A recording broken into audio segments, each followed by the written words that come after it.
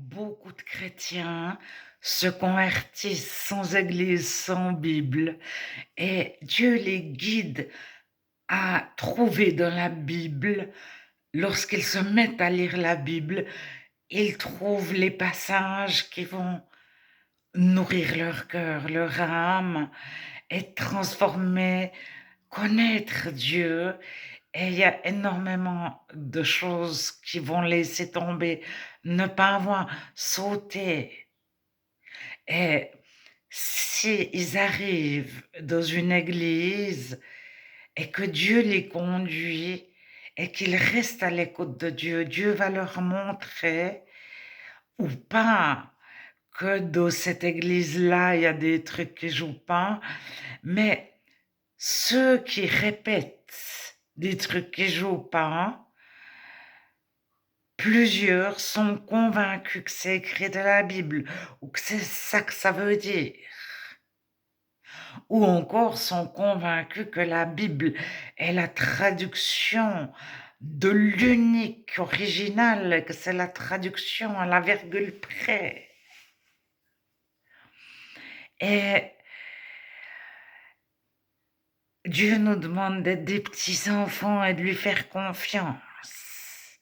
Et j'ai déjà vu des personnes qui ont fait des hautes études, qui ont une grande connaissance de la Bible, et ils répètent quelque chose en pensant que c'est ça que ça veut dire, alors qu'ils savent parfaitement lire.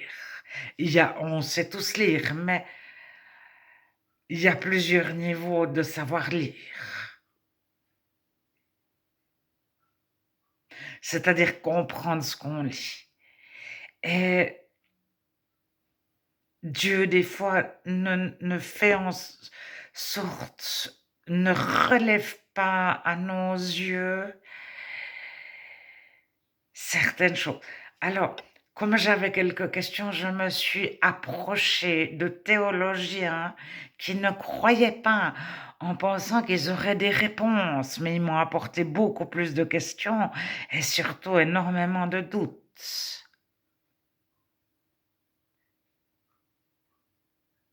Mais toutes les réelles réponses que j'ai reçues, ça venait de Dieu, parce que des fois je me posais une question et j'avais posé à un pasteur, à 2 pasteurs. Il y avait des forums sur internet qui écrivaient: «Nous sommes plus de 30 pasteurs, nous répondons à toutes vos questions». Et j'ai posé 1 ou 2 questions, mais j'ai arrêté de leur en poser. Alors des fois, Dieu me donnait la réponse la semaine suivante ou des fois longtemps plus tard, mais je l'avais pas cherché, j'avais pas lu 5 livres, ça me tombait comme ça, heu, souvent où je ne cherchais pas. Et si vous pouvez passer du temps avec Dieu sans faire toutes les recherches que je n'ai quand même fait quelques-unes, sans vous poser trop de questions, faites confiance à Dieu et de la Bible, il vous mettra en évidence les passages dont vous avez besoin, chaque jour un autre. C'est le passage que vous avez besoin pour la journée. La parole de Dieu, c'est une nourriture.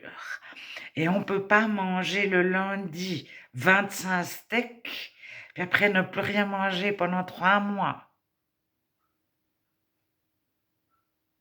Et puis lire, lire, lire, on a besoin, c'est vraiment un jour à la fois, la vie avec Dieu. Et Dieu nous donne ce qu'on a besoin pour le moment présent. Et ce il ne peut pas nous donner 25 choses.